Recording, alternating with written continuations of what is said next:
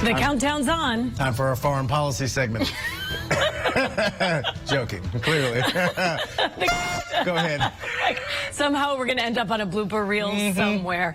The countdown to 2023 is on, and whether you're ringing in the new year by attending a big celebration or hosting a small gathering, you have to remember what your mama told you. Mind your manners. Well, joining Morning Rush right now, someone who knows all about manners, one of our favorite guests, Mr. Manners himself, Thomas Farley. Welcome back to the show, sir. You can tell we're getting to a festive spirit right here.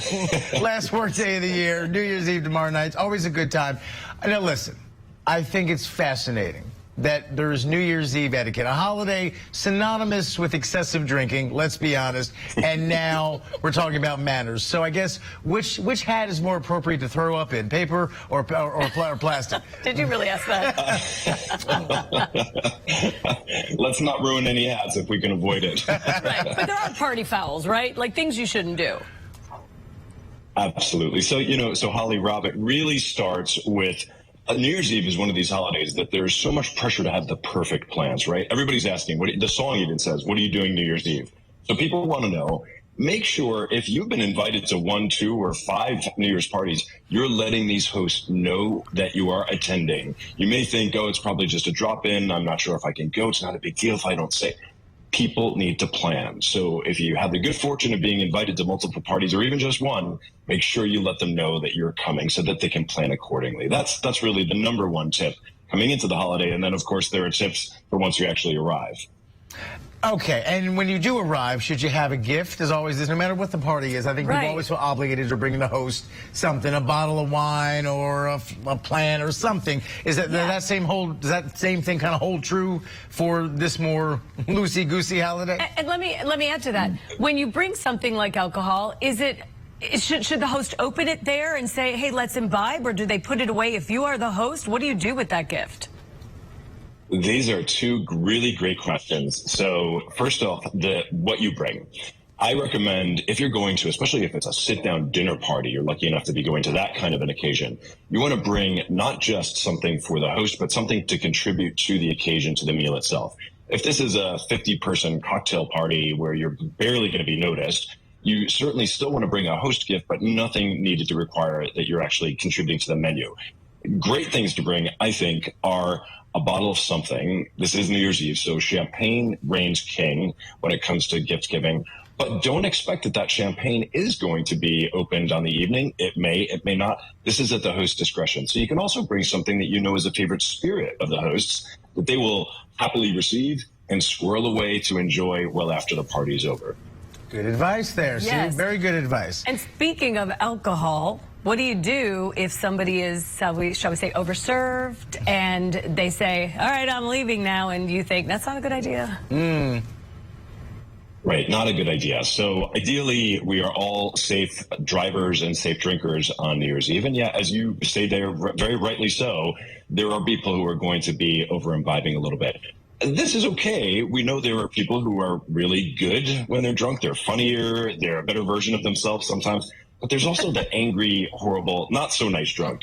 So if you are just simply the life of the party now because you've had a few cocktails, as long as you're not driving and as long as you're not antagonizing anyone, I have no problem. I think it contributes to the occasion.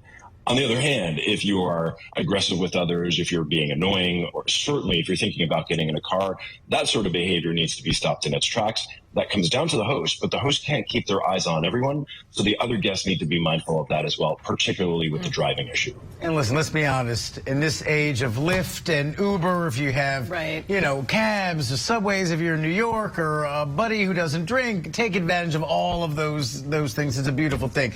So once everyone starts drinking, when is the appropriate time to start talking about politics, sex, and religion? Never. Actually, it's going to come up.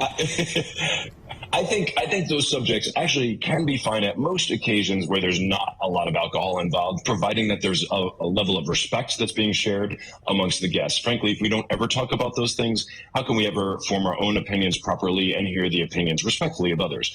New Year's Eve, let's leave that in the rearview mirror for now. We'll have plenty of time to talk about that in 2023. I think there are plenty of other fun things to focus on this New Year's Eve than any of those topics. Okay, and we've just spent the past couple of years in our fat pants, let's be honest. So you get a party invitation in November and you go, yes, I'll be there, this sounds great. And then come the day, you're like, I don't really want to take a shower. So how do you kind of handle that situation without offending the host?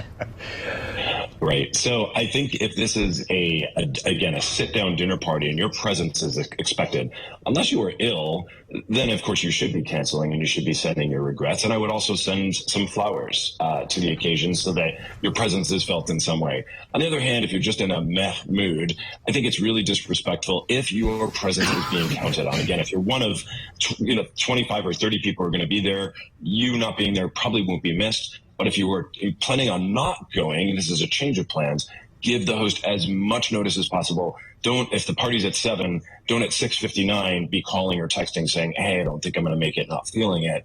Give them as much notice as possible. Fair enough. Now, here's the most fascinating question of the segment.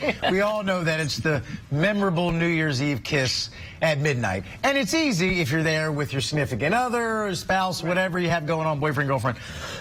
But if you're single and looking to mingle, and you say, hey, that one across the room, how do you navigate that whole minefield without, a lawsuit? How do you take advantage of that situation? Yeah. Take advantage maybe wouldn't be exactly the terminology I would use here, because I think there certainly could be a very bad taking advantage. I think what you really want to do is if there's someone who you met that evening and you had just a solid connection and there's clear, palpable chemistry between the two of you, I think going in, as long as you kind of get that approval in the eyes, is perfectly fine. On the other hand, this is a celebratory night, so a hug is entirely appropriate for people that you're just not sure if they're feeling the same way you are, or even a kiss on the cheek, an air kiss, I think is entirely appropriate. But save those super deep romantic kisses for the ones where there is no question in the world you are both truly feeling it, because otherwise you might wind up finding yourself with being served with a lawsuit the following day, or certainly someone who's feeling just not very happy about how their New Year's started. You got to make sure this is absolutely 100% mutual, and it can be a wonderful thing. Right, it can be. Yeah, keep an eye on those who are responding appropriately. Yes. And Thomas, what are your plans for New Year's? So I live in New York City. I'm going to be actually in Long Island City, which is right across the East River from Manhattan, in an apartment with a stunning view of the New York skyline. So I won't be seeing Times Square. I won't be seeing the ball drop or the confetti. I know you've got the peach drop there in Atlanta, which someday I need to go to. But I will be enjoying the skyline in a small dinner party with a group of about 12 friends. Well, we look forward to having you down here. Yeah, come down. And if you're hosting an event and we were coming to your party, what would be an appropriate host gift for you? What does Mr. Manners appreciate as a host gift?